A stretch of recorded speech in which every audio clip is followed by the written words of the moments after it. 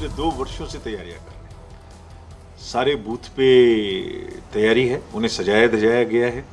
वहाँ सारी सुविधाएं गर्मी के हिसाब से देखते हुए वोटर्स को मिलेंगी, जिसमें पीने का पानी भी है, शौचालय भी है, शामियाना भी है, पंखा भी है।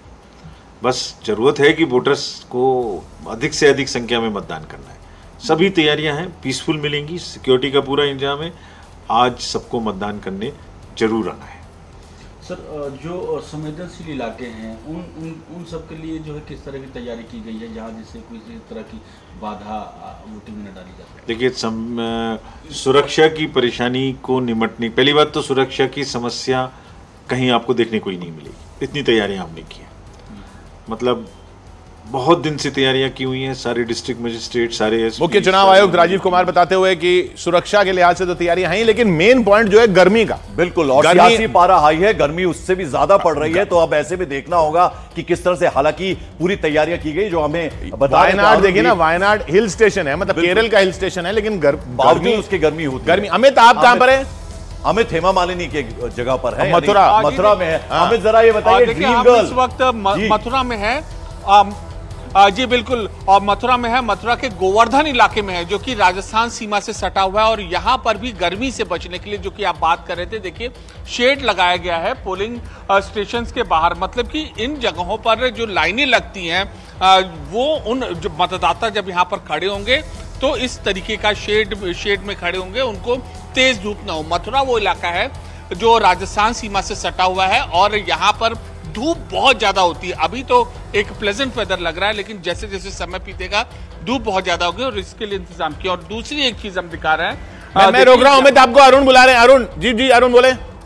अरुण, वायनाड में देखिए किशोर, हाल के दिनों में देखिए ईवीएम को लेके बहुत सारी बातें कही जा रही हैं, बहुत सारे सवाल पूछे जा रहे हैं और सुप्रीम कोर्ट में तक ये मामला गया। देखिए यहाँ पर ईवीएम जो है वो कैसे काम कर रही है, सही काम कर रही है कि नहीं कर रही है, और पोलिंग ऑफिसर सारे एजेंट्स उनको समझा रहे हैं और पूरी प्रक्रिया दिखा रहे हैं, ताकि ट्रांसपेरेंट मैनर में वोटिंग हो सके, किसी को कोई प्रॉब्लम ना हो, किसी को कोई दिक्कत नहीं, सब लोग सेटिस्फाइड हो। देखिए सवाल भी पूछ रहे हैं, जो अभिकर्ता यहाँ पर हैं, उनके एजेंट्स हैं, वो सवाल पूछ रहे हैं। जो कुछ भी उनके सवाल हैं, देखिए आप साफ देखिए कि वो मशीन को किस तरह से माइन्यूटली ऑब्जर्व कर रहे हैं। उनसे कह रहे हैं कि आप मुझे दिखाइए स्टार्ट कैसे होती है, वोट पड़ेगा तो कैसे पड़ेगा, दर्ज कैसे होगा। तो ये देखिए सेटिस्फैक्शन के लिए, संतुष्टि हो जाए सबको, सारे जो एजेंट्स हैं, सारी पॉलिटिकल पार्टियों को वो संतुष्ट हो जाए कि वोट सही पड़ रहा है। इसके लिए देखिए यहाँ पर इंतजाम पूरा किया गया और बड़े ही ट्रांसपेरेंट मैनर से देखिए यहाँ पर जो वोट डाला जाएगा वो आपका वोट सीक्रेट रहे, उसके लिए देखिए एक बॉक्स बड़ा सा लगाया गया है।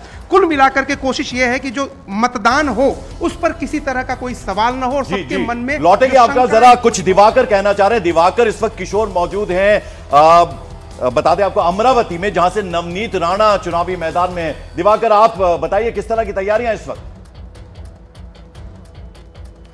देखिए पंकज, महाराष्ट्र की 8 सीटों पर जहां चुनाव होने हैं दूसरे चरण में, वहां की सबसे हॉट सीट है अमरावती और यहां पर लड़ाई भी दिलचस्प है। लेकिन यहां पे मॉक पोलिंग की प्रक्रिया जो एजेंट्स हैं उनके द्वारा की जा रही है। मैं आपको तस्वीरें भी दिखाता हूं। यहां पर पूरा चेकअप किया गया है। जो 3 ईवीएम मशीनें लगाई गई हैं, 38 उम्मीदवार यहां पर हैं और वो तीनों मशीनें सही से काम कर रही हैं कि नहीं कर रही हैं, ये तमाम चीजें यहां पर चेक की जा रही हैं। और इसके अलावा जो कर्मचारी हैं वो तमाम तैयारियां यहां पर पूरी कर रहे हैं। 7 बजे के आसपास जो है ये वोटिंग शुरू होगी। 7 से 6 का जो टाइमिंग है शाम के, वहां पर वोटिंग शुरू होगी। ये देखिए तमाम जो प्रक्रिया यहां पर की जा रही है। हर उम्मीदवार के सामने जो बटन है उसको जो है चेक किया जा रहा है और उसके बाद जो है जो प्रक्रिया पूरी की जा रही है। उसके बाद जो यहाँ पर कंट्रोल मशीन है, ये कंट्रोल मशीन है वोटिंग की और यहाँ कंट्रोल यूनिट है, यहाँ पर भी बाकायदा उसके साथ यहाँ पर देखिए चेकिंग की जा रही है।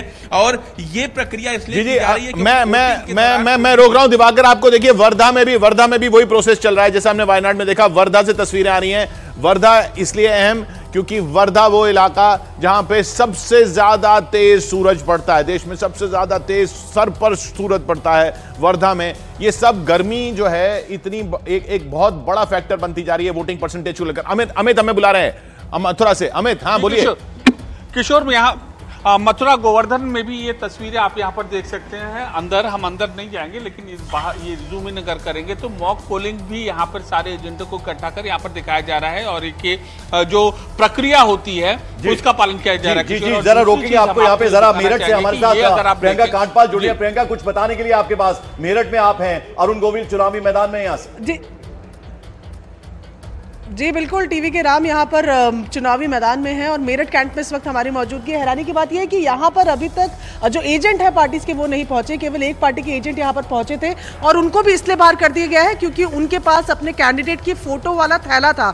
उनको साफ कहा गया कि ये सब यहाँ मतदान केंद्र के अंदर अलाउड नहीं है, इसलिए आप फिलहाल बाहर जाइए। और आप देखें पानी का इंतजाम जो लगातार हम सुबह से बता रहे हैं, सबसे अहम, सब जगह पानी का इंतजाम सबसे अहम देख रहा है। मैं अभी आता हूं आपके पास प्रियंका, उधर बिहार चलते हैं, पूर्णिया, वहां तो सूरज निकल भी चुका है। चंद्रमोहन, पसीना आ भी रहा है उधर तो चेहरे पे।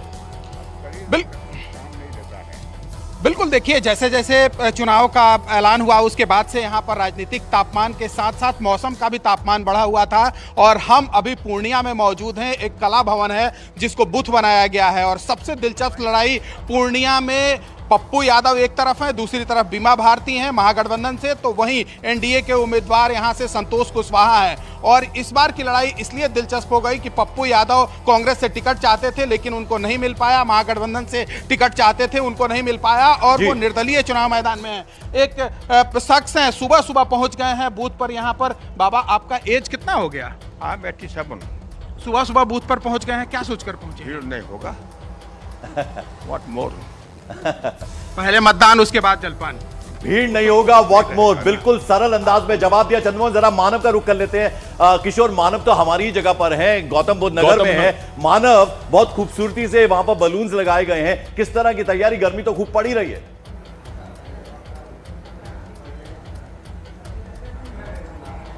दो लोकसभा चुनाव में सबसे कम मतदान करने वाला सबसे कम मतदान करने वाला इलाका है, क्योंकि आपको याद होगा 2014 और 2019 में यहाँ पर नोएडा में 52 से 53% मतदान ही हुआ है। लेकिन जो बाकी विधानसभाएं हैं जो इस लोकसभा के अंतर्गत आती है, वहाँ पर गाँव के इस इलाकों में ज्यादा मतदान होता है। ऐसे में यहाँ पर एक पहली बार यहाँ पर पहल ये की गई है कि जो सोसाइटीज हैं, जो हाई राइज, एक मिनट रोक रहा हूँ, तिरुवनंतपुरम में राजीव चंद्रशेखर पहुंचे, उनको सुनते हैं।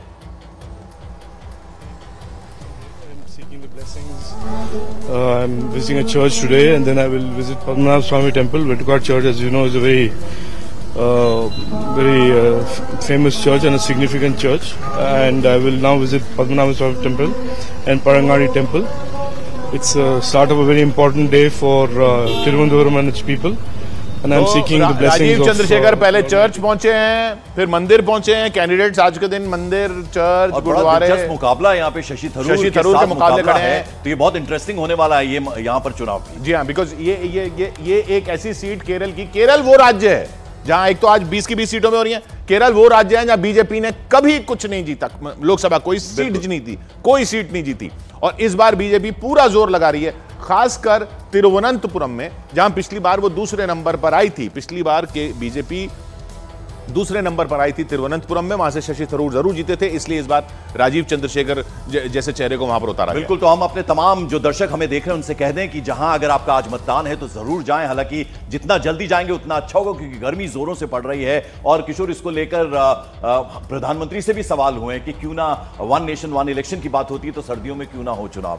अरे सर्दियों में 7 फेज में हो रहा है, एक तो बिल्कुल ये 7 फेज में हो रहा है, ये 7 फेज तक क्यों चल रहा है? आप लोग गर्मी में ये भी सवाल पूछ रहे हैं, ये सवाल भी पूछ रहे हैं, तो कहीं ना कहीं उसका समाधान जरूर होगे। तो आपको हम बता दें कि चप्पे चप्पे पर जहां जहां आज मतदान होना है, 13 राज्यों की जो इंपोर्टेंट सीट्स हैं वहां पर भी हमारे रिपोर्टर्स मौजूद हैं। हम आप तक पल पल की जानकारी लगातार पहुंचाते रहेंगे, हमारे रिपोर्टर्स हमारे साथ लगातार बने हुए हैं। जी हाँ, तो हमने दिखाया